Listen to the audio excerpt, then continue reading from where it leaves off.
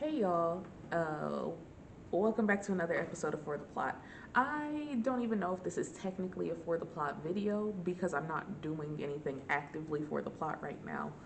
Um, right now I am in a really weird space. Not a bad space, just a weird one where I'm navigating the closing of a bunch of chapters and kind of just sitting with it. You know what I mean? Somebody I talk to on a regular basis said that I am grieving. And I am, in a way.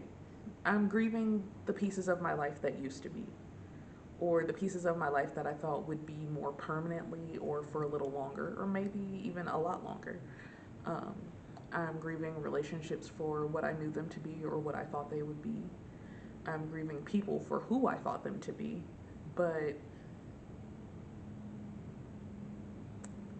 I don't know. It's like, I'm not going to say my world is falling apart, but things are falling into place. I guess that's like the easiest way to put it. Because everything is so weird right now. You know, there are people who, at one point, I couldn't imagine my life without them, but their absence brings me so much peace, and it's scary. And not scary in a like, not in a bad way. Like, it is what it is. We've outgrown each other, and we've outgrown the time we shared with each other. We outgrown the space we shared with each other. And as ready as I am for all of the new beginnings, the new roads opening in my life, the new doors opening in my life, part of me still wishes I could curl back up in the memory of what was. But like, I'm so okay with what is, right? Um, there's a relationship I've had in my life at this point for easily the last 10 years. It's probably 10 years and counting, but we'll just say the last 10 for sure. That it's not ending, but the dynamic of it is changing drastically, and I'm trying to figure out how to cope with that. Because it's always been us versus the world, and now it's me versus them, and it's weird because it's never been me versus them except for that one time we fought when I was like 17, maybe. And even then, it's like, who are you? I don't know you anymore. You are not the version of you that I once held so dearly to my heart and loved so much. But then again, I am not the version of myself that I once was. So it's like managing the grief of what used to be, but accepting the reality of what is. Because truth be told, I'm not 15-year-old Monty anymore. I'm not who I used to be. And I'm okay with that. Thank God for that. You know, if I was still doing and thinking the same way I was at 15, at almost 25, obviously there would be bigger fish to fry and more important things to handle. But that doesn't mean I can't grieve for that part of me that is still 15. You know what I mean? Like that part of me that has to reconcile the fact that things are different. And it's like, I'm not upset, right? Because upset is, I'm not sad. Let me say that. I'm not sad. Okay, I'm not gonna cry about it, but it's still just like, you couldn't have told me that things were gonna play out like this. You couldn't have told me that.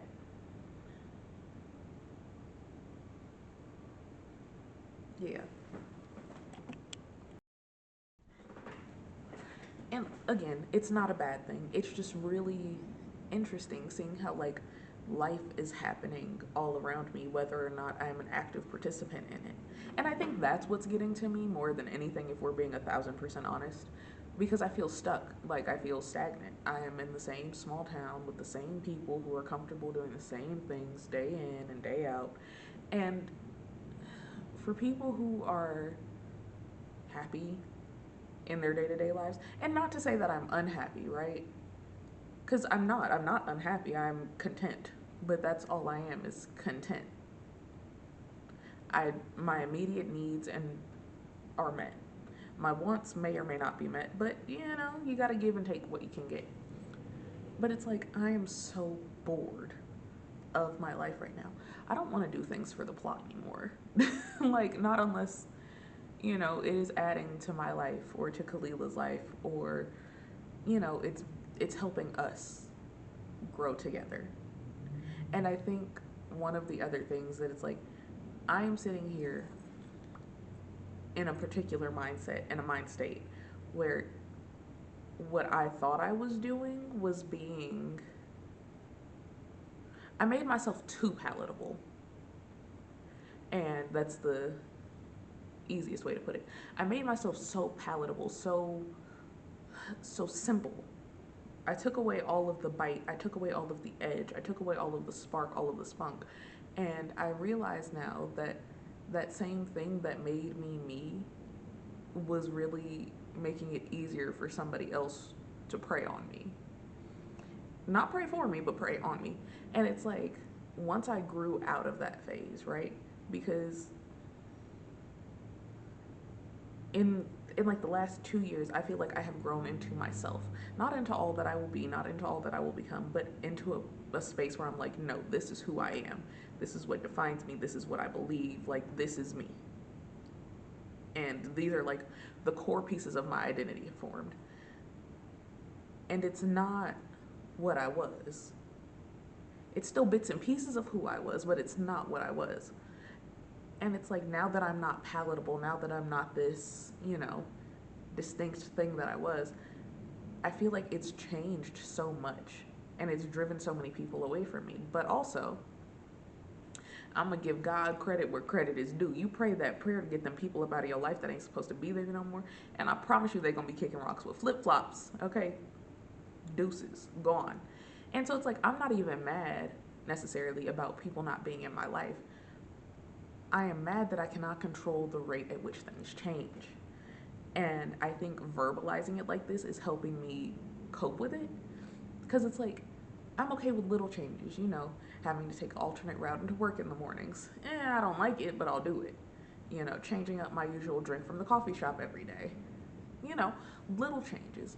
But when big things change, dynamics, relationships, the roles that we play in each other's lives, it's like, ooh, that's scary. Especially because in past experiences, I have not always been gracious in ending relationships where I feel like they should end, but nor has that same grace always been extended to me. So it's really interesting trying to navigate this in a way where it's not beef, it's not bad blood, it's not throwing shots at me from your Instagram or your secret page and, subliminal posting. Like, that's teenage shit. That's the shit we were doing when we were 14, 15, 16, 17. I'm somebody's mama. I be paying my taxes. Like, I got IRS bills and shit. I don't have time to worry about the, not necessarily the perception, because I'd like to be perceived generally in a positive light. I'd like to be perceived as a positive person. I try to do things out of a place of good character. Now, have I always lived my life like that? No. But that's part of the thing about growing up, is that you change. And I realize, like, oh shit, I have been the problem on more than one occasion.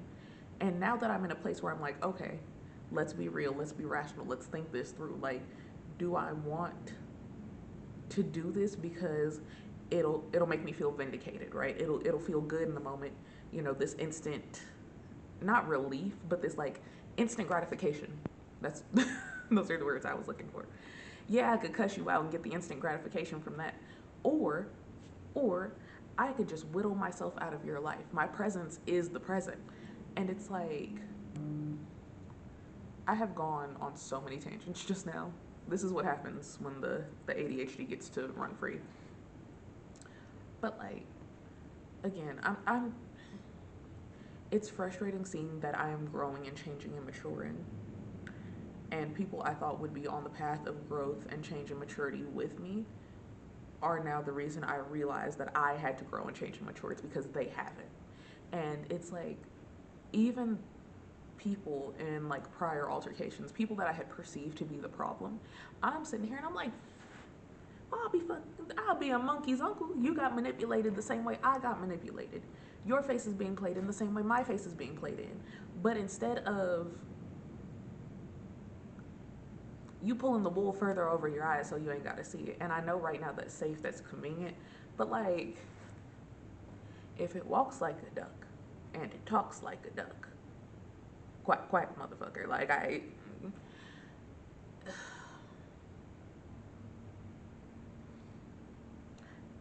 I'm not, again, I'm not upset. I'm not angry. It's just really interesting to me to see, like, if you had told 15-year-old me that this is how things were gonna play out, I'd be like, nah, you lying. So and so wouldn't do me like that. But like, nah, shorty, that's the way life goes. Like a moth to the flame, burned by the fire.